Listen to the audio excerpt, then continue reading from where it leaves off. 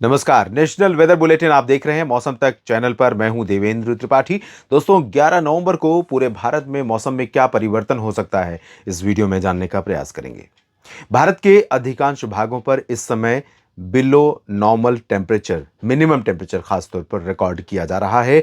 और ये minimum temperature क्यों गिरा है, ये आप अच्छी तरह जानते हैं। उत्तर भारत की तरफ से आ रही हवाओं का प्रभाव लगातार बढ़ गया है।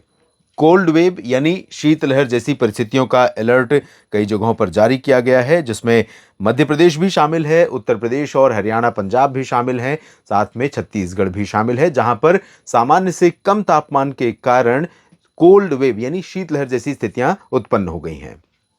दिवाली पर इन सभी जगहों पर, दिवाली और आसपास के समय लोग पूछ रहे थे कि आखिर सर्दी कब आएगी। उत्तर भारत के पहाड़ों पर बर्फ गिरती है, तो उसका प्रभाव सर्दी के रूप में हमें दिखाई पड़ता है, बढ़ती हुई सर्दी के रूप में दिखाई पड़ता है। देश के कई राज्यों पर पहाड़ों पर बर्फ गिरी हमें देखने को मिली अक्टूबर के शुरुआती समय में, उसके बाद अक्टूबर के एंड और नवंबर के शुरुआती समय में। और उसका असर अब हवा के माध्यम से नीचे पहुंच रहा है। हालांकि बहुत ज़्यादा बर्फ अभी नहीं गिरी है पहाड़ों पर, जितनी समय तक गिरती है, बर्फबारी होती है, उतनी नहीं हुई है। और अभी इस समय एक डब्ल्यूडी आसपास से होकर गुजर रहा है। बहुत ज़्यादा प्रभावशाली नहीं है, लेकिन कुछ बादल, यहाँ पैच आप देख सकते हैं, थोड़े थोड़े पैच रात भर में। ये जो पैच है ये गुजर जाएगा, उत्तर प्रदेश होते हुए उत्तराखंड की तरफ पहुंच जाएगा, नेपाल की तरफ। और नीचे की तरफ देखें तो सर्कुलेशन एक बना हुआ है बंगाल की खाड़ी पर, और ये सर्कुलेशन स्ट्रांग नहीं बन पा रहा है। स्ट्रांग नहीं बने तो ही मुझे लगता है कि ये अच्छा है, क्योंकि अगर शक्तिशाली बनेगा, लो प्रेशर या डिप्रेशन बनेगा, तो उसका प्रभाव भारत के कई राज्यों पर बरसात के रूप में दिखाई पड़ेगा, जो इस समय किसान साथी अपेक्षा नहीं कर रहे हैं। ज़्यादातर जगहों पर लोगों को अपेक्षा है कि ड्राई वेदर ही बना रहे। तो यहाँ पर पीछे आप देख सकते हैं सैटेलाइट तस्वीर में, ये टाइफून है, ट्रॉपिकल स्टॉर्म है, जो इस समय दक्षिण चीन सागर और फिलीपींस सी तथा उत्तरी प्रशांत महासागर के ऊपर बना हुआ है। और उत्तरी प्रशांत से महासागर से आगे बढ़ गया है, दक्षिण चीन सागर पर है। इसका प्रभाव ज़्यादातर अब चीन के ऊपर दिखाई पड़ेगा, और चीन के आसपास के जितने भी देश हैं, वियतनाम है, ताइवान है या हांगकांग, इन सभी जगहों पर दिखाई पड़ेगा। कई जगहों पर बरसात बहुत तेज़ होगी, तूफानी हवाओं के साथ होगी, भारी होगी।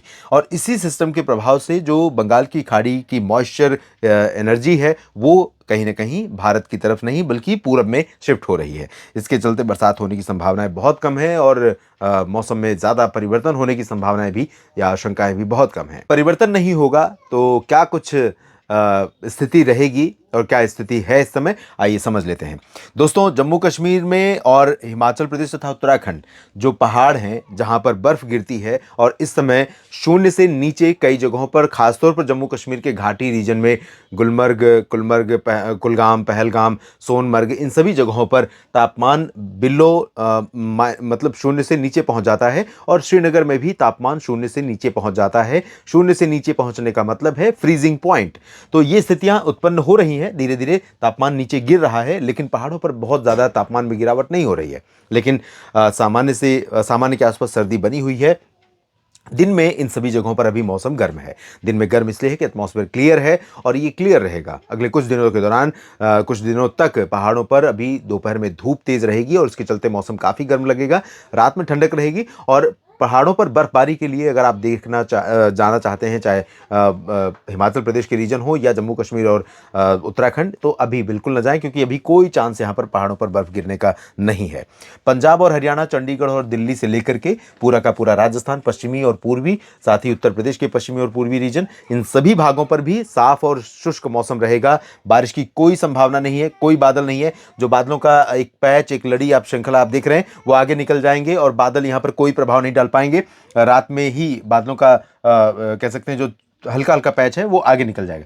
तो अलवर, जयपुर, भरतपुर, भीलवाड़ा, उदयपुर, डूंगरपुर, प्रतापगढ़, कोटा, सवाई माधोपुर, चित्तौड़गढ़, डूंगरपुर से लेकर के जालौर, सिरोही, नागौर, जैसलमेर, बाड़मेर, बीकानेर और श्रीगंगानगर, हनुमानगढ़, और इधर लुधियाना, पटियाला, बरनाला, मोगा, मनसा, संगरूर, पटियाला से लेकर के अंबाला, पंचकुला, चंडीगढ़, करनाल, कुरुक्षेत्र, कैथल, हिसार, सिरसा, रोहतक, दिल्ली, सोनीपत पानीपत और गुरुग्राम फरीदाबाद पलवल, मेरठ आगरा अलीगढ़ मथुरा से लेकर बरेली, झांसी लखनऊ कानपुर नगर कानपुर देहात अयोध्या और जौनपुर सुल्तानपुर प्रतापगढ़ अमेठी रायबरेली बाराबंकी से लेकर प्रयागराज, सोनभद्र मिर्जापुर वाराणसी भदोही समेत गोरखपुर देवरिया कुशीनगर, इन सभी जगहों पर क्लियर और ड्राई वेदर रहेगा। बारिश की कोई संभावना इन सभी क्षेत्रों में नहीं है। उत्तर पश्चिमी हवा लगातार चलती रहेगी। उत्तर की हवा सीधे आएगी राजस्थान में, इधर उत्तर पश्चिमी हवा आएगी और इसके चलते मिनिमम टेम्परेचर सामान्य से नीचे जिस तरह से बना हुआ है कानपुर में और साथ में जयपुर और भीलवाड़ा डूंगरपुर प्रतापगढ़ दिल्ली और आसपास के भागों में अधिकांश जगहों पर 2 से 5 डिग्री बिलो नॉर्मल सामान्य से नीचे है तापमान, यहां पर वही स्थिति बनी रहेगी। मध्य भारत में भी रीवा में आज 6 डिग्री सेल्सियस कम तापमान रहा, कल भी ऐसे ही संभावना है। 7 डिग्री सेल्सियस कम तापमान इंदौर में रिकॉर्ड किया गया, भोपाल में 7.7 डिग्री कम तापमान रहा सामान्य से, गुना में लगभग 4 डिग्री कम, ग्वालियर में लगभग 4 डिग्री कम। तो इस तरह से below normal temperature Madhya Pradesh में भी रहेगा और साफ और शुष्क मौसम रहेगा। दिन में तापमान कई जगहों पर अभी सामान्य से आधा 1 या 2 डिग्री तक ज्यादा है। उसकी वजह है कि आसमान जितना साफ रहेगा उतनी तगड़ी धूप होगी और जितनी तेज धूप होगी, जितनी तीखी धूप होगी, दिन का तापमान उतना ही ऊपर जाएगा। लेकिन मुझे लगता है कि ये तापमान इस समय यहाँ के लिए फायदेमंद है। मेहसाना पाटन साबरकांठा बनासकांठा से लेकर अहमदाबाद अरवली महिसागर मोडासा छोटा उदयपुर डांग तापी भरूच सूरत वलसाड़ नवसारी सोमनाथ भावनगर वेरावल से लेकर द्वारका पूरा का पूरा रीजन ड्राई। गुजरात में भी, महाराष्ट्र में विदर्भ मराठवाड़ा मध्य महाराष्ट्र और कोंकण गोवा का भी पूरा स्ट्रेच क्लियर और ड्राई वेदर वाला रहेगा। यहाँ भी ठंडी हवाओं का प्रभाव मुंबई और चंद्रपुर तक पहुंचेगा, तो यहाँ भी तापमान कई जगहों पर सामान्य से नीचे रहेंगे। नीचे के क्षेत्रों में ड्राई और क्लियर वेदर। छत्तीसगढ़ ओडिशा में भी ठंडी बढ़ गई है, काफ़ी ज़्यादा ठंडी बढ़ गई है। 6 डिग्री सेल्सियस से लेकर 7 डिग्री सेल्सियस तक नीचे पहुँच गया है तापमान कई जगहों पर। यहाँ पर बिलो नॉर्मल टेम्परेचर छत्तीसगढ़ में अंबिकापुर रायपुर समेत तमाम जगहों पर तापमान सामान्य से नीचे है और यहाँ पर भी तापमान नीचे पहुँचा है। और दक्षिण भारत में तेलंगाना, आंध्र प्रदेश के रायलसीमा और तटीय क्षेत्र तथा उत्तरी आंतरिक कर्नाटक में क्लियर और ड्राई वेदर और यहाँ पर ज़्यादा परिवर्तन अभी तापमान में नहीं है।